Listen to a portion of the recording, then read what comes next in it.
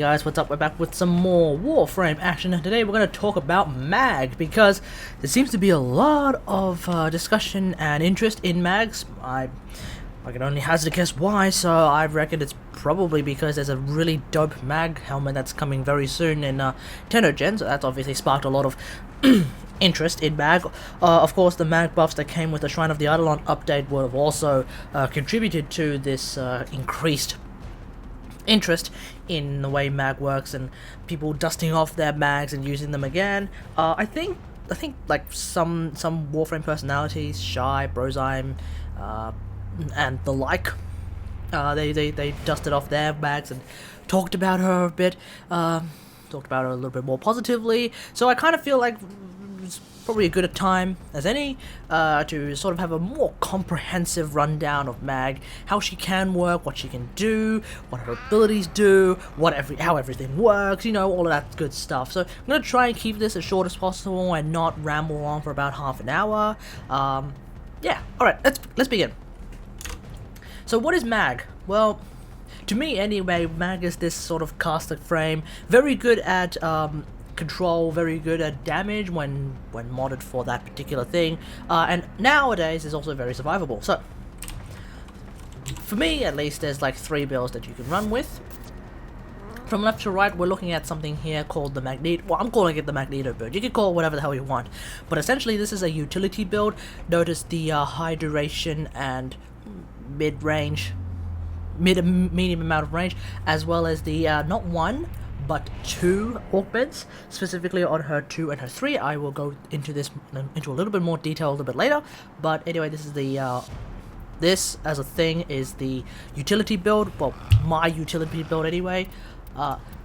This, I'm calling the golden arrow, is the damage build, or at least my damage build. Notice the 199% power, strength, and the use of fracturing crush, so I will talk a little bit more about that later. Also note the 135% power efficiency, which is something worth discussing, worth thinking internally about if you want to make a build like this. And finally, the Archon, which I am calling my survivor build.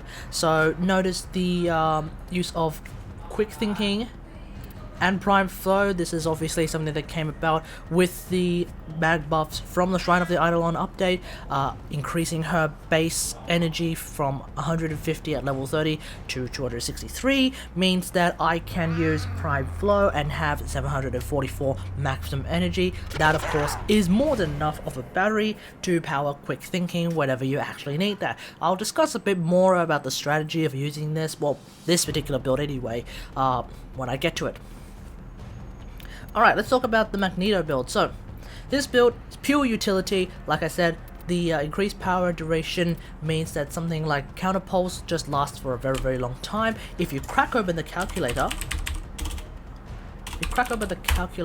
which I will do in real time, that's 1.67 times 4 seconds. So, Counterpulse is capable of jamming enemy weapons and robotics for 6.7 seconds, which is actually a very long time. It's more than enough time for you to use a weapon like a bow, which I use, or a sniper rifle, or like literally any weapon in general, especially ranged weapons. Since the Shrine of the Eidolon update, you'll notice that a lot of ranged weapons have received some pretty hearty buffs. So basically, like, to some extent, all ranged weapons are decent now. So if you use Counterpulse and you use a build like this, you have 6.7 seconds where basically any ranged weapon will kill the enemy, provided it's not like a level 300 bombard with like 10,000 armor making its EHP like several million, or some absurdist lunacy number. Like, aside from those special cases, your Counterpulse is basically going to jam someone to the point where they're going to be dead. Easy.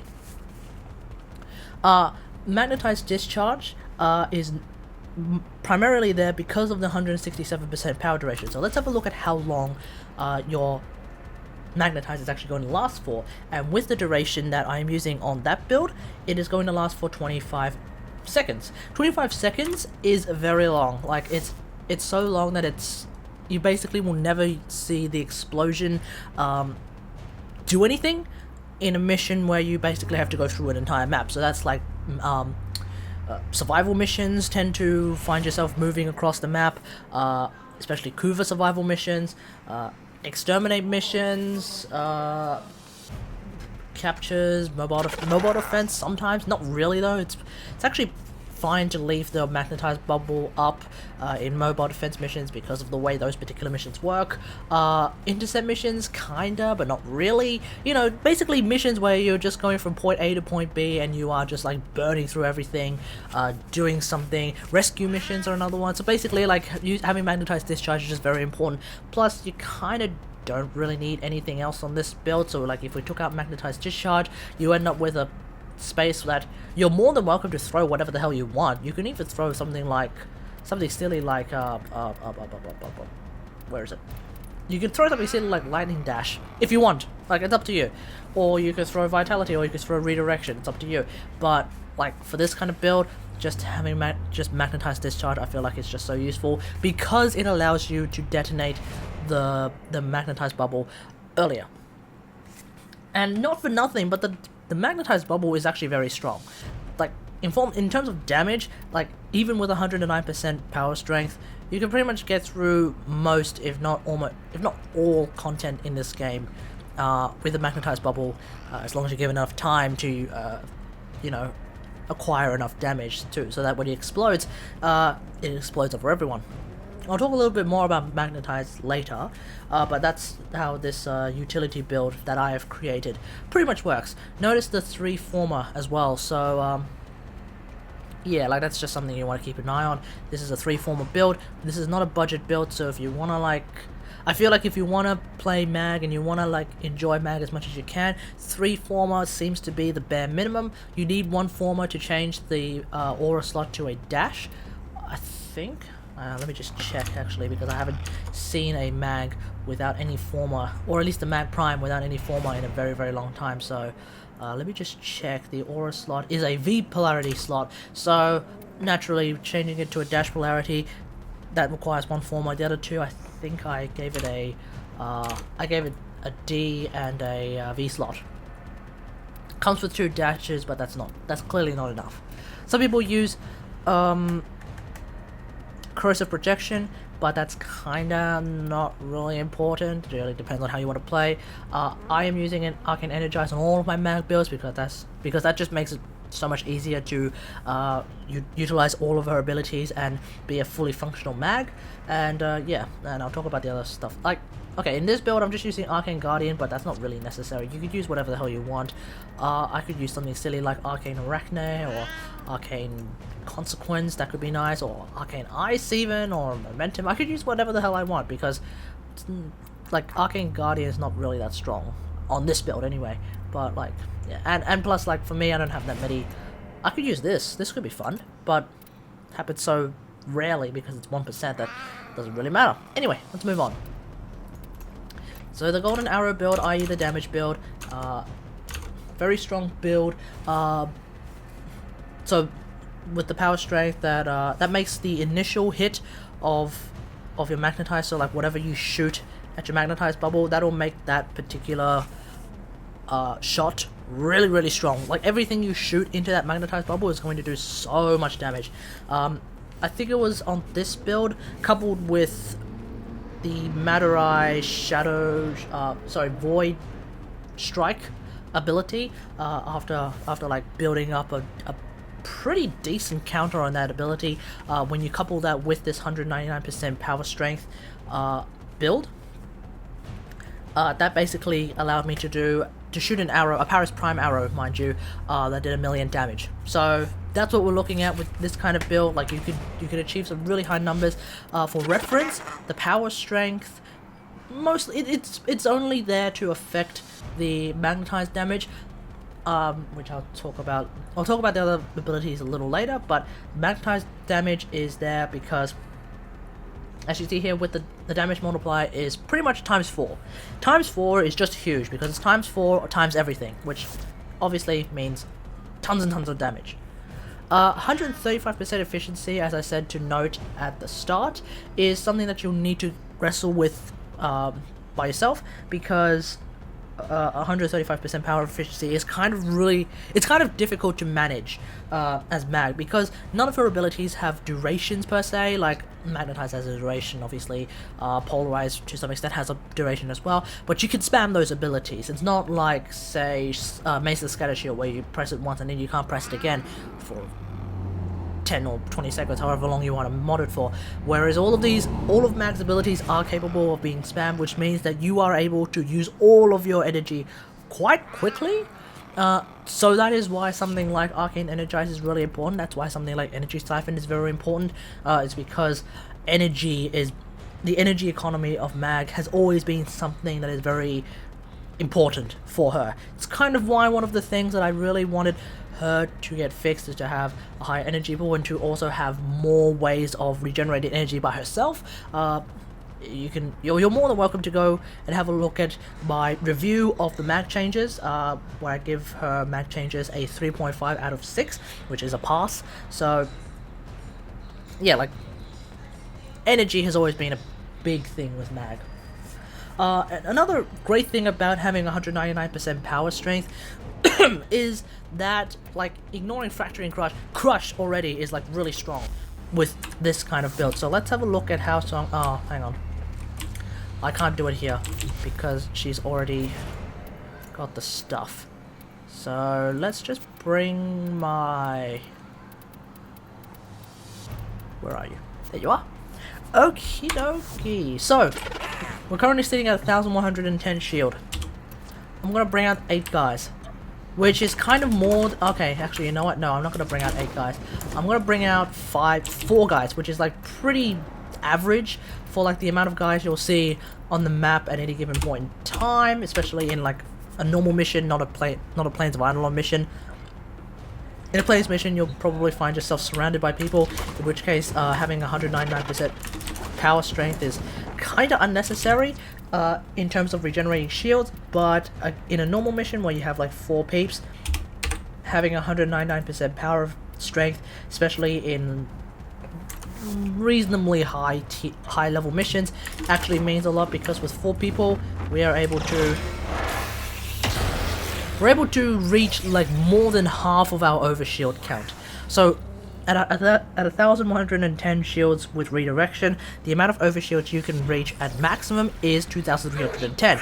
I'm only hitting 4 people with my crush, and I'm already at 1707, which means I've already made about 600 overshields.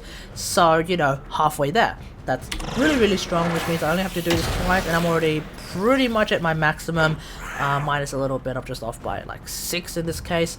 I'm not using the shield charger mod, which is of course a sentinel mod, because I am using a cat, so it's not like there's another 100, I think, or yeah, 100 shield left to get for mag.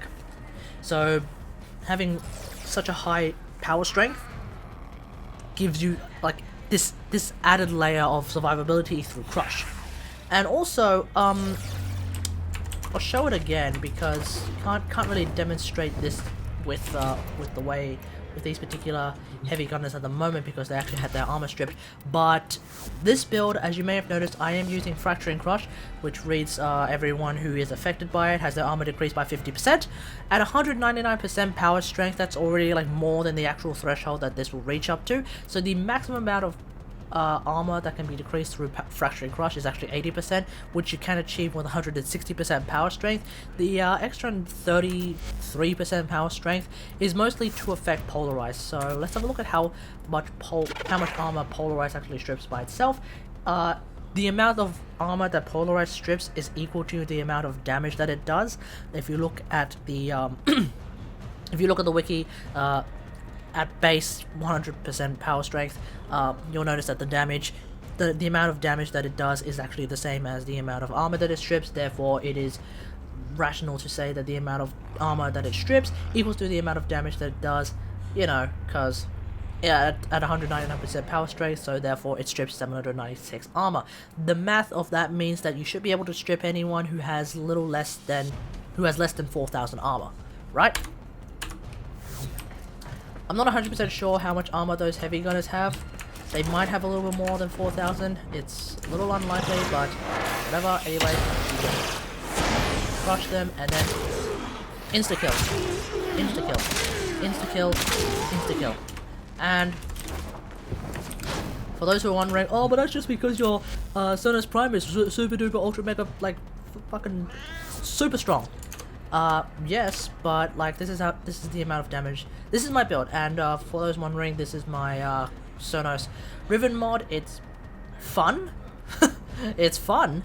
Anyway, yeah, this is the build that I'm going for. Hunter munitions included, all of that stuff. But let's just compare. Let's just compare the pair.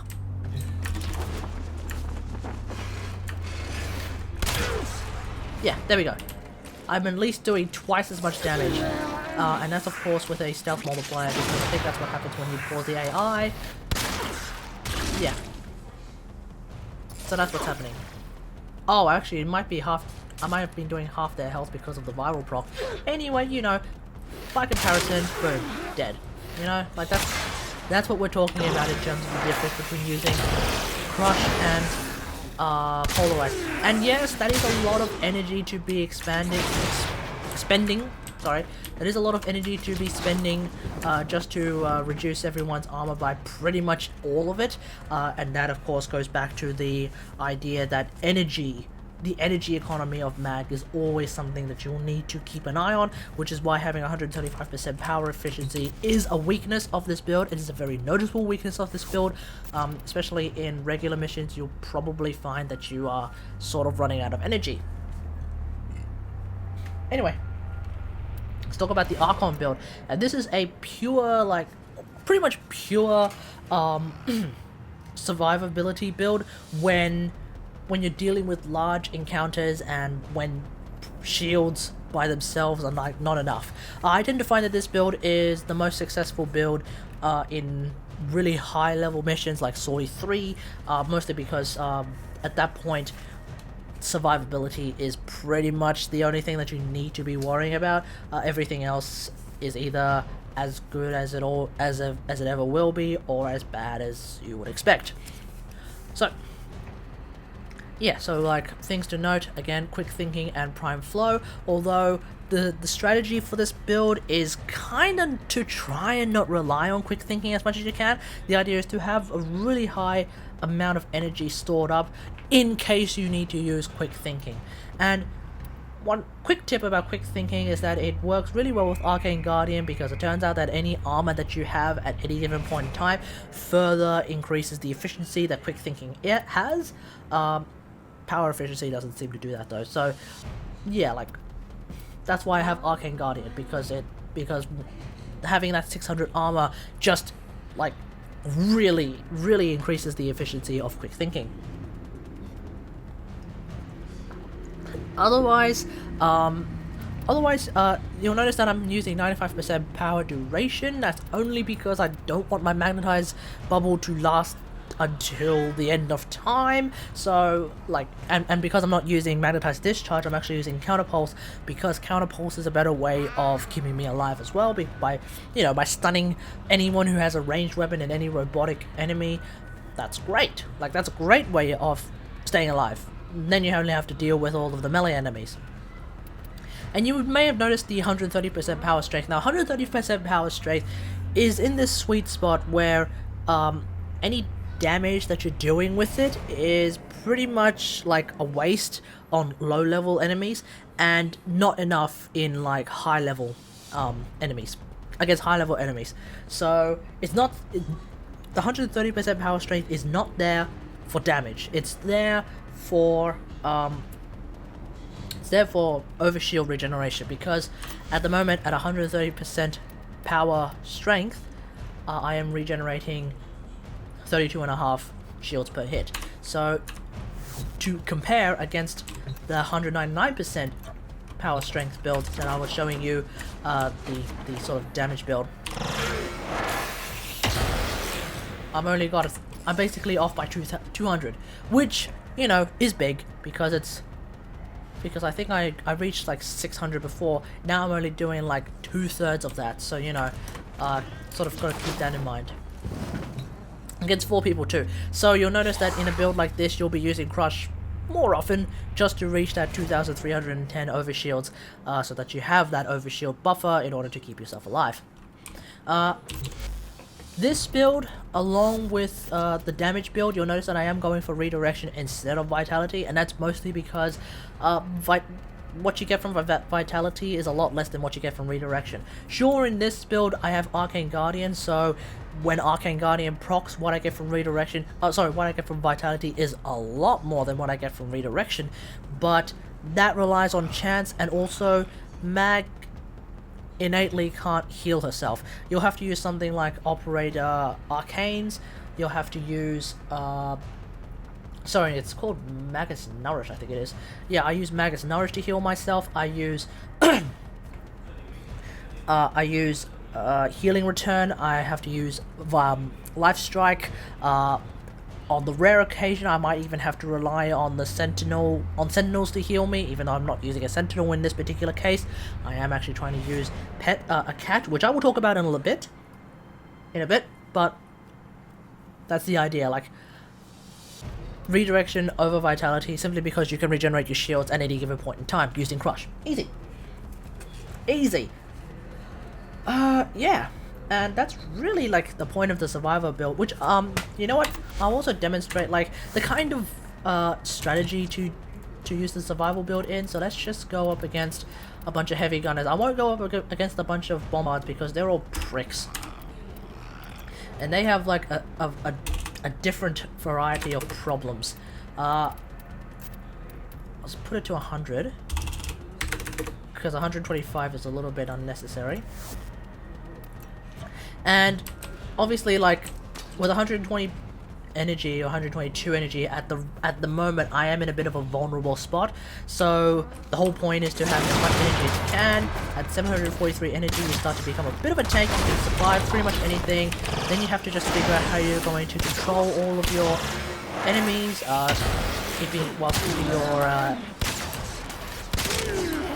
keeping your shields up. Yeah, like, to keep your shields up means you don't have to rely on your quick thinking, because once you're at quick thinking, that means you're like at critical damage, basically critical mode, and that's a bit of a problem. Whoa! And that's a bit of a problem, as well as the innate issues of having quick thinking, which is that you get stunned.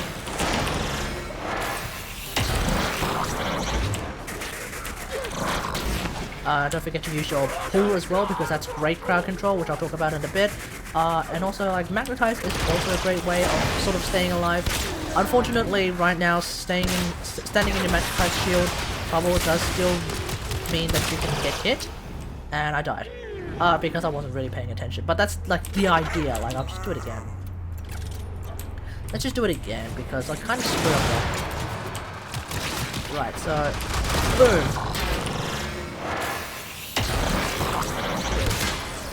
When you are at maximum energy, then you pretty much can go into God mode. You can do whatever you want, except getting hit, preferably.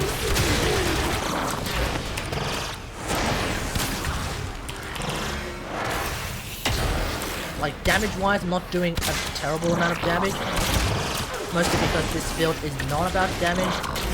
And also, like, the build, it's like, okay, so like WarFrame damage is not going to be that high with this build. It's all about what weapon you decide to bring. You could bring something like Synoid Gamma Core, which is a very strong weapon. You could try to bring something like Tenora, very strong weapon as well. And I'll talk a little bit more about like what weapons you should bring, even though it's kind of universal.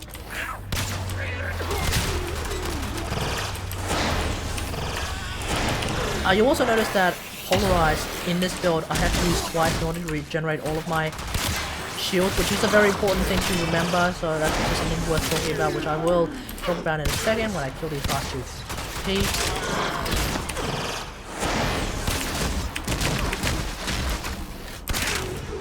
There we go, done. So that's 20 level 100 heavy gunners, and I still have 400 energy left, which is actually pretty good. It's pretty good, you know, for level 100 enemies. You probably won't find that many heavy gunners though. If you do, oh, you better bring a friend along too. So yeah, Now another thing worth talking about with mag is the bullet jump. So obviously bullet jump is a vacuum, can't see it right now. If there's anything worth picking up. Oh yeah, so like you see there, you know, bullet jump is a vacuum.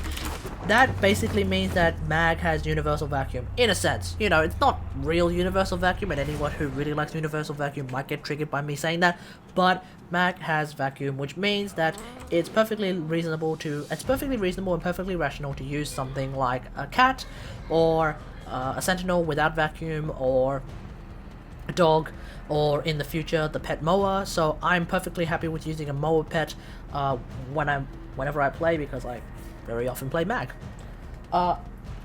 Just to look at the cat build that I'm going with, the Kavat build I'm going with, yeah, it's just a pure utility build, mostly because I find that cats don't do a lot of damage, especially compared to dogs. So with the dog build, it's more or less a damage build plus link shields. That's it. That's really it. In terms of like things worth talking about, everything else is pretty much standard. Whereas for this build, it's just a pure utility build: scavenge, swipe, sharpen claws, pounce. It's the reason why like my cat is actually able to do stuff. Charm and mischief. Well, mischief is just there to keep my cat alive, I guess. Charm is there to actually make me stronger. For those who know how charm works. Mostly it's link shields, and obviously link shields allows me as mag to provide my cat with overshields, which is really good. So that's a great way of keeping my cat alive. Did I mention I was trying to not yammer on for about half an hour? It turns out I'm about to yammer on for about half an hour. That's fine, whatever. But that's the idea. I can use pets without pulling my hairs out of my head. Anyway, let's move on from that terrible pun. Now, let's just talk about her abilities. All of her abilities, they kind of have their uses, as far as I can tell. Like there's probably like different opinions about her abilities, and you're more than welcome to have a different way of looking at mag. But this is just how I consider her abilities. Pull. Pure utility. So pull, in all of my builds, I don't really talk about pull, because the use of pull is more or less consistent with all of my builds. So even in the utility build, damage build, survivor build, or the whole point of using pull is to be a control ability. The idea is to just knock people down who are in front of you, preferably around you as well, but that doesn't seem to be a functionality right now. So the whole point of using pull, for me anyway, is to just bring them down. Like, just knock them down so that they're not shooting at you, and yeah, that's it. That's great. So yeah, so in all builds, doesn't matter what how much power strength you're packing, pull doesn't really care. Well, at least for me anyway, it doesn't really matter. One thing to note, I don't like pull's augment, which is greedy pull, simply because bullet vacuum exists. So to me anyway, there doesn't seem to be much of a point in using greedy pull. I'm not aware of any like particular nuance with greedy pull that doesn't affect that is different to what it's supposed to do. So I don't really see much of a reason to use that. Magnetize also doesn't really care about power strength. So even though the damage build, so the golden arrow build, 199% power strength is really great for using magnetize, that's only for like whatever you decide to shoot into it. For like the ticks and the eventual explosion, you can pretty much achieve the same results with any build, so long as you like keep shooting at it, you'll be fine. So the reason why damage 199% power strength on magnetize can be really good though is, again, for that damage multiplier, and that's specifically really great for just like one-shotting any particularly problem enemy. So for example, a bombard, or a bombard, not like 20, but like a bombard, or more importantly, a boss. If you see a boss like Tilrego, who likes to jump around and is really difficult to hit with a projectile weapon like a bow, magnetize the prick and he will move on to its next stage. Same with like Killer to Tame, Vor, like even Vayhek, who has a teeny tiny, well, he used to have a teeny tiny hitbox. Now he doesn't have a teeny tiny hitbox. His hitbox is significantly larger, but it's still like teeny tiny and irritating to hit with a projectile weapon. You can now use Magnetize and you do tons and tons of damage. One thing to note about Magnetize is that it makes any weapon very, very powerful, including weapons that don't have punch through, including beams. So the pinnacle of weapons that don't have punch through and one might not consider useful with Magnetize is a beam weapon. So let's just have a look at how strong this Synod Gamma Core is. And of course Synod Gamma Core is already a very strong weapon. I'll just show my build with Synod Gamma Core really quickly. I don't have a rivet on it. I would like to get one, but that might actually screw up my build, so I'll just leave it alone. Anyway, this is just a pure critical damage build. I do have a status build, which I sometimes crack open for the hell of it, but actually I might just stick to the Jeff magazine because of the way I play Synod Gamma Core. So yeah, it's my critical hit build. It should do a ton of damage. Let's have a look. Oh, and this is with my survival build as well. Boom, dead. Now that might be, like, you'll find that you can do the same with Synod Gamma Core, but as you see, the math states that just happens twice as fast. If we use the super duper damage build, which I will just bring up right now, 199% power strength, we are going to do tons and tons and tons and tons and tons and tons and tons of damage. Boom! Oh, but I did have my cat do something, so obviously you saw those orange crits. So that, coupled with the 199% power strength, that's what I was talking about when like the stars aligned and I managed to shoot an arrow that did 1,000,000 damage. I'm not sure if I said it in this take, if I said it in a previous take, but that's, yeah. Let's just do that again, because hopefully my cat won't screw up the test. The demonstration. So you just magnetize them and there we go, done. Easy peasy lemon squeezy. And let's just do one more for comparison. So let's just wait for the bubble to burst, because this is the damage build, so there's no magnetized discharge. Alrighty, here we go.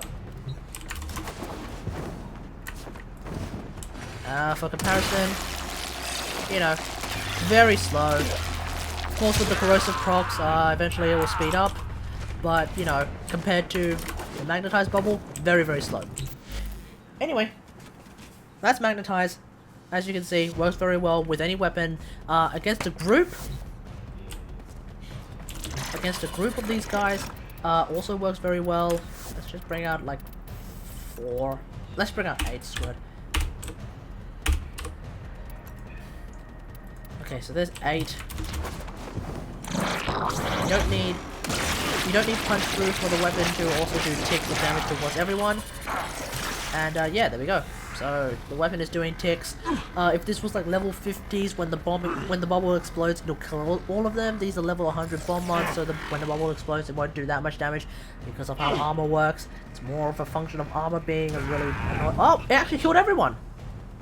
Okay, ignore everything I just said, because that did way more damage than I had expected. So yeah, like some people, like just it's I don't know if it's a common misconception or if it's something that people still think is real, even though that seems to have changed. Don't quote me on that, but you don't need to have a weapon that punches through. I don't think this weapon has punch through anyway. You don't need a weapon that has... Hang on, let me just test if this weapon has punch through. You don't need a weapon that has punch through, and it doesn't need to be a projectile for Magnetize to do tons of damage. Yeah, this weapon doesn't have punch through. Of course, I should have known because it's a bloody beam weapon. I think beam weapons in general don't have... I'm not so sure. Anyway, doesn't have to have punch through, doesn't even need to be projectiles, and Magnetize will still do tons and tons and tons and tons and tons and tons of damage. So, you know... It's great. Awesome. Cool. Oh, that might actually be a function of the 199% power strength too. So, you know, when you bring all that together, you do tons and tons of damage. let's just quickly let's just wrap this up. So polarized, very very strong with the augment. Obviously, when you have duration, that makes the augment very strong as a control ability.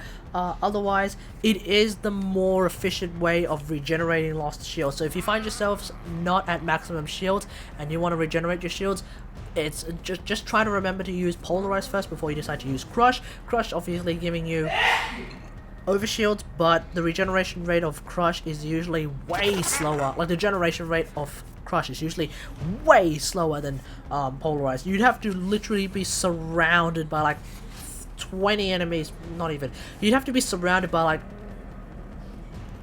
let's do the math. I can 796, where it's the math is as simple as 796 divided by 40. What is that? 49 points. Whoops. Yeah, you basically have to be surrounded by 16 enemies. You have to be surrounded by 16 enemies for one round of crush to actually regenerate all of your shields, which means, you know, 3 rounds of crush, you need to be surrounded by 5 enemies, which is, you know, kind of unusual for some missions.